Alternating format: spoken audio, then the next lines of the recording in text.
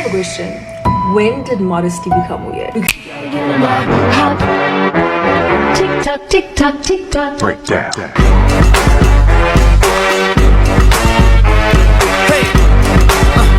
So before we get into this video, we're going to start by reading the book of 1 Corinthians chapter 16, 19 to 20. Do you not know that your bodies are the temple of the Holy Spirit, who is in you, whom you have received from God?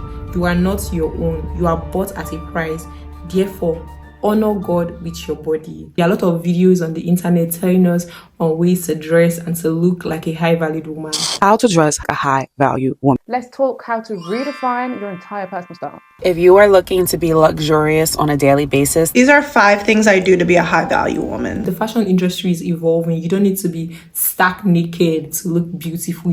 And I'm genuinely loving the era where women dress for themselves and not for anybody else. We're not seeking anybody's validation, but in trying to look good in our own skin and in our own body, it's important we honor God. You generally cannot be a baddie and be a Christian, or be a baddie and be a modest woman. You see, those two words, they don't really go together if you look at it in real sense. I'm going to talk about a few things that would elevate our looks at the end of the day and make our appearance look amazing. First and foremost, discover your style. Go and find out what you actually love. Search on Pinterest. Go and check on how to style different things. I'm also of the opinion that buying various colors of basic tees would really help you a lot in styling.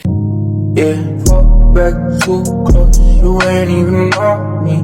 You can style this with a long skirt. You can style this with a ruffled skirt. You can style this with a trouser and it will look amazing. So first and foremost, find your style. Second of all, carry yourself with so much confidence. In any room you should enter, you should make sure that you remember that you're a child of God and you should enter there with so much aura. So when you enter there, don't enter there looking so timid and feeling so intimidated. Yes, they are amazing women, they are beautiful women. See, fine women would never finish in this world. There's always somebody more beautiful than you. But you know what? You too, you're also gorgeous in your own lane and you're also beautiful. Do you get? There's always something unique about every single one of us. Third thing I believe we should work on is on our posture and our composure. And you deserve whatever thing you are getting walking into that room or walking into that office. So speak with confidence. If they know your value or your worth, they will keep you around. If they don't know your value, go somewhere else that knows your value. Because you know what, at the end of the day, you're going to leave that place with your head held up high.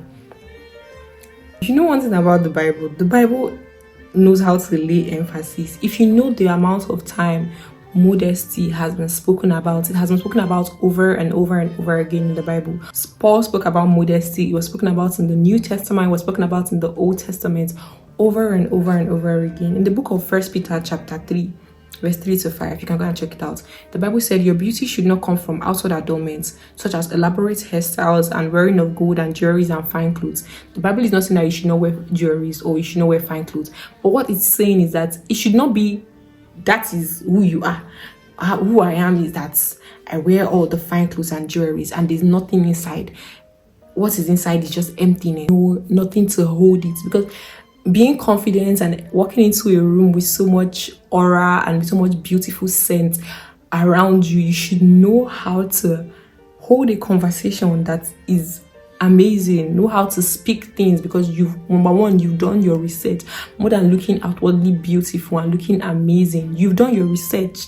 That thing you're going inside that room to talk about, you've done your research about it. So nobody can come and tell you bullshit. Everything we say and we do, we should make sure we understand that modesty or dressing good or looking amazing or being a high-valued woman doesn't just come from our outward appearance. It also comes from our inward appearance.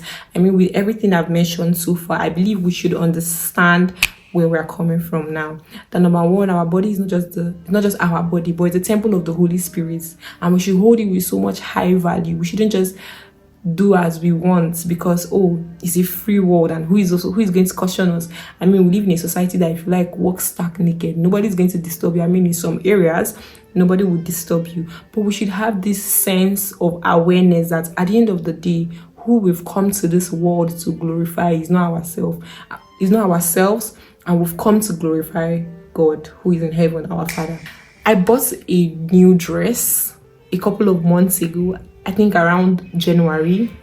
My friend's birthday was in March, and I was like, this is the time I'm going to show them that yes, I have this beautiful dress. I put on this dress and I couldn't wear it, and I was like, jeez, I bought this dress with my money. I'm just like, my money, and I can't wear it again. And that's just the conviction of the Holy Spirit. Just as you would not wear any rag and just go out with your friends, there's this consciousness that you have that this thing is not befitting. It's not befitting at all to wear out with my friends to that place. That is the same way as a Christian woman. You shouldn't wear things that are too revealing and too exposing. So to wrap up this video, I'm just going to say, as long as you keep working on yourself on a daily basis, you would reach a point where you're like, oh yes, I think I have come to a place where I'm much more outspoken, where I'm much more confident.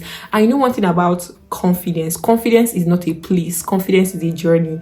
I know you've heard this over and over again. If you call me 2 years, 3 years ago to come and talk about this topic, I'll just be fidgeting. And I know that I'm also going to a place where I'm going to be much more confident than I am now, because I know that I'm actually doing a conscious effort to constantly keep working on myself. So yeah, don't forget to subscribe. Like I always say, tell your friends, tell your other friends to subscribe. In your workplace, anywhere, please tell them to subscribe, because one thing about this YouTube journey, it can be draining. You hear? So tell your friends to tell their friends to subscribe. Anyway, see you guys in my next video. Bye guys.